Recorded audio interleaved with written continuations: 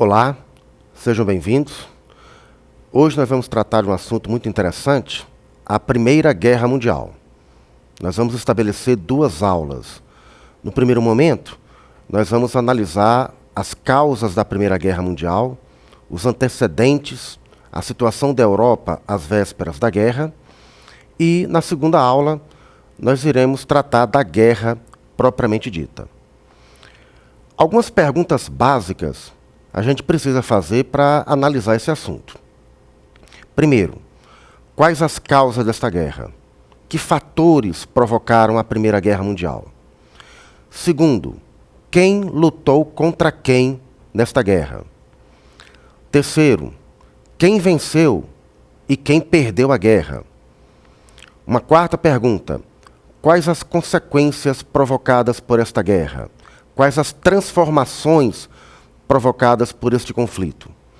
E uma última pergunta, de que maneira esta guerra afetou a vida, afetou o cotidiano das populações da Europa, não apenas dos soldados, mas também da população civil. Então são essas algumas questões que nós vamos procurar analisar ao longo desta aula. Como primeira imagem desta aula, nós colocamos aqui um cemitério francês da Primeira Guerra Mundial.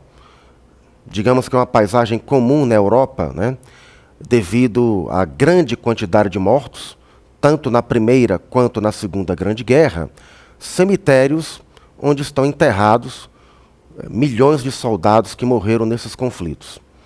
Aliás, cabe aqui a gente analisar um aspecto interessante. Por que esse título?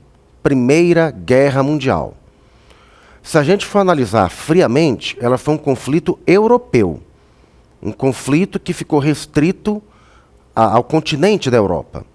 No entanto, ela recebe esse título de Primeira Guerra Mundial. Por quê? Por dois motivos. Primeiro, porque foi uma guerra que repercutiu no mundo inteiro, ou pelo menos em grande parte do mundo.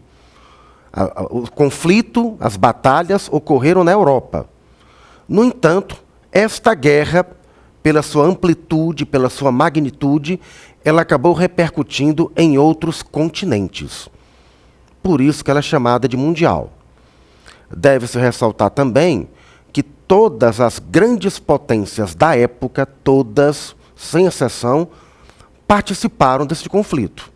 Alemanha, Itália, França, Inglaterra, Estados Unidos, Japão, o Império Russo e a Áustria-Hungria, que eram as grandes potências da época, participaram deste conflito.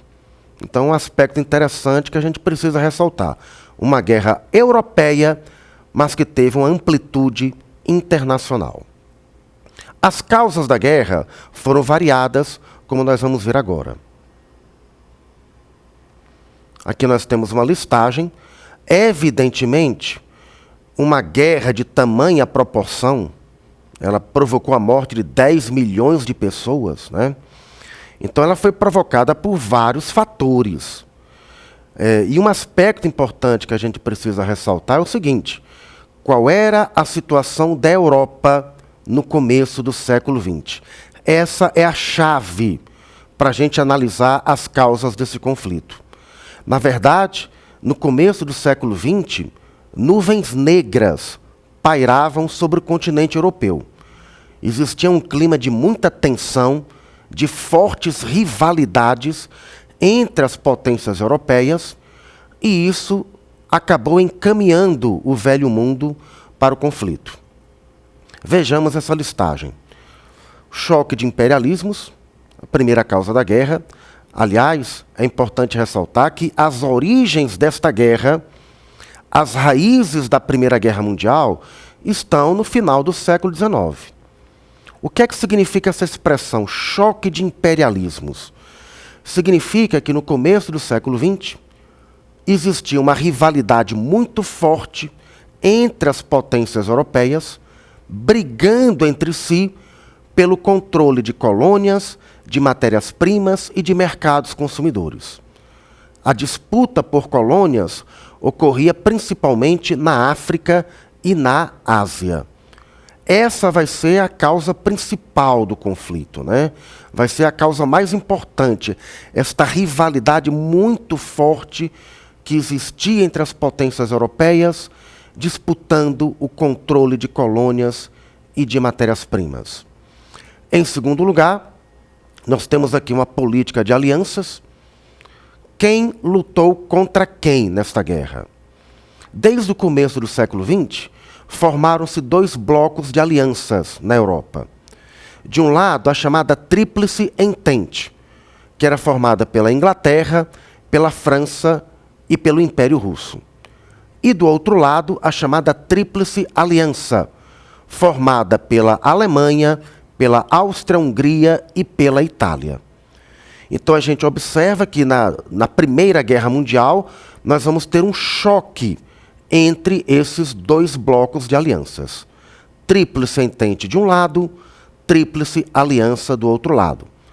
Evidentemente, ao longo do conflito, muitos outros países entraram nesta guerra. A Bélgica, a Sérvia, os Estados Unidos, o Japão, outros países da Europa, alastrando-se, portanto, pelo continente europeu. Então, a política de alianças merece destaque também o nacionalismo exaltado, e esse é um aspecto importante. A gente precisa discutir que, no começo do século XX, esse sentimento nacionalista era muito forte na Europa, extremamente forte, um clima patriótico, um ardor nacionalista muito exacerbado em vários países da Europa, na França, na Alemanha, na Inglaterra, na Itália.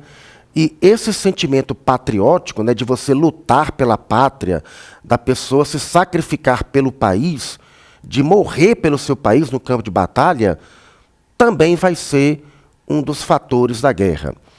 Podemos ressaltar ainda que esse nacionalismo exaltado, ele era um sentimento muito perigoso, porque ele poderia descambar para a xenofobia, ou seja, o ódio para com o estrangeiro, o desprezo para com o estrangeiro. Então, um sentimento patriótico, nacionalista muito forte. A paz armada, tá?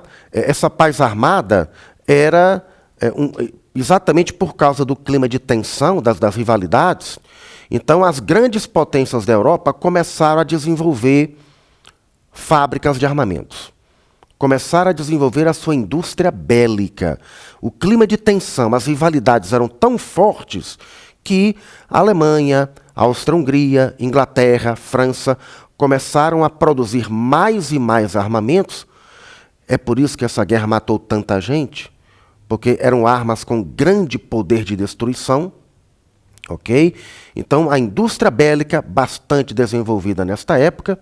E uma última causa, a questão das minorias nacionais. Nós vamos analisar no mapa para ficar mais fácil. Aqui nós temos o mapa da Europa, às vésperas da guerra. Essa questão das minorias nacionais, ela foi muito forte, principalmente na Península Balcânica, na região dos Balcãs, que fica na Europa Oriental. E o clima de tensão era tão forte nesta região que a Península Balcânica ela ficou conhecida como um barril de pólvora. Ou seja, qualquer incidente, qualquer fagulha, por menor que fosse, poderia detonar um conflito na Península Balcânica e ela poderia se espalhar pelo continente europeu. Então, no mapa da Europa, dá para perceber França, Inglaterra e Rússia na Tríplice Entente, o Império Alemão, a Áustria-Hungria e a Itália na Tríplice Aliança. Duas rivalidades importantes que a gente precisa analisar na Europa. Em primeiro lugar, uma rivalidade muito forte entre a França e a Alemanha.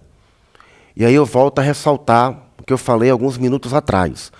As origens da Primeira Guerra Mundial, de uma certa forma, estão na Guerra Franco-Prussiana, no final do século XIX, 1870, a luta pela unificação da Alemanha, onde a Prússia fez uma guerra contra a França, derrotou e humilhou a França.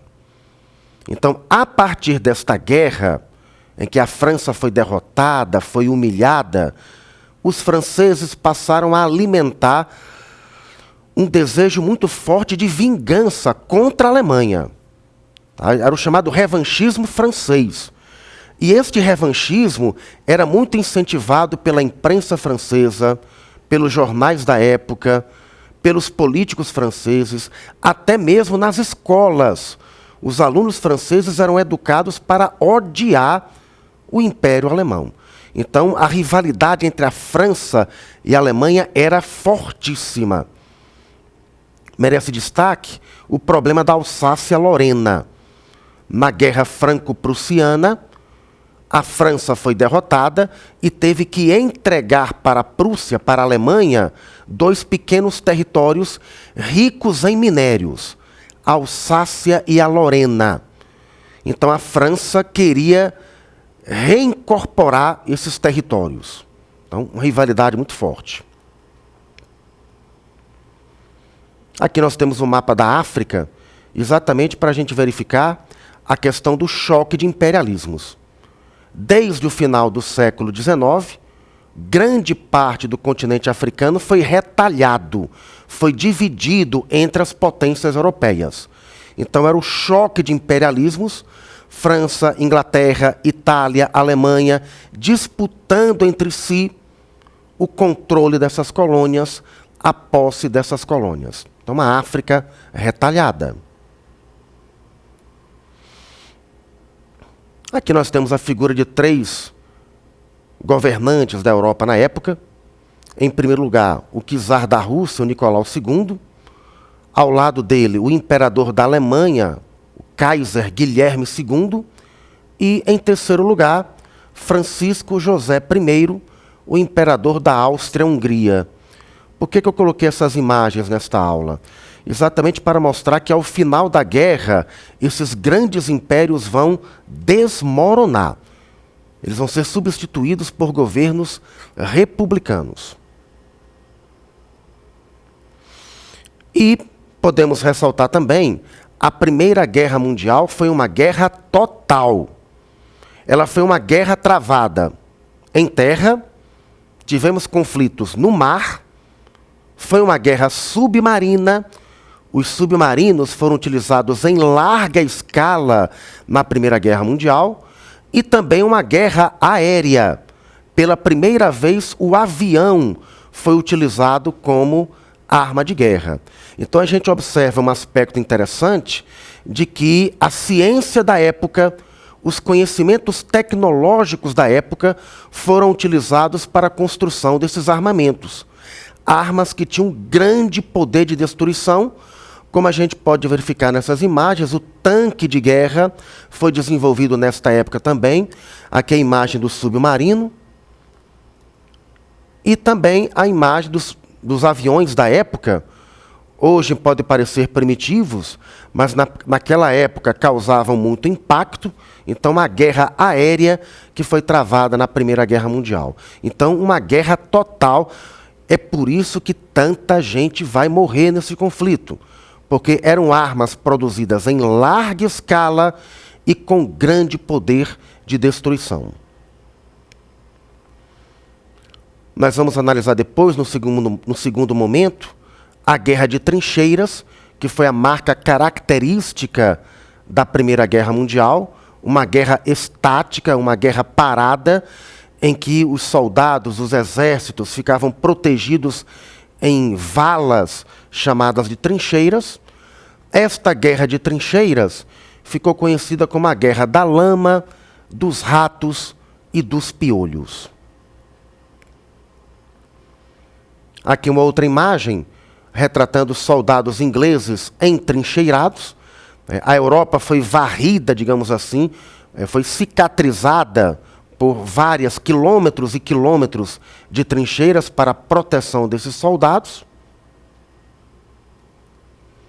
E, finalmente, a causa imediata da guerra, o estopim que provocou o começo do conflito.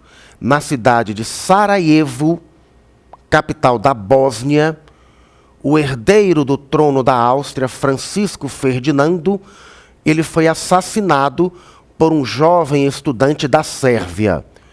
É bom ressaltar que existia uma fortíssima rivalidade entre a Áustria-Hungria e a Sérvia. Esses dois países disputavam o controle de duas regiões, a Bósnia e a Herzegovina, e exatamente na cidade de Sarajevo, guardem esse nome, o Francisco Ferdinando foi assassinado. Esse foi o estopim, foi a causa imediata que provocou o começo do conflito. Obrigado pela atenção e continuem aprendendo com a SENEC.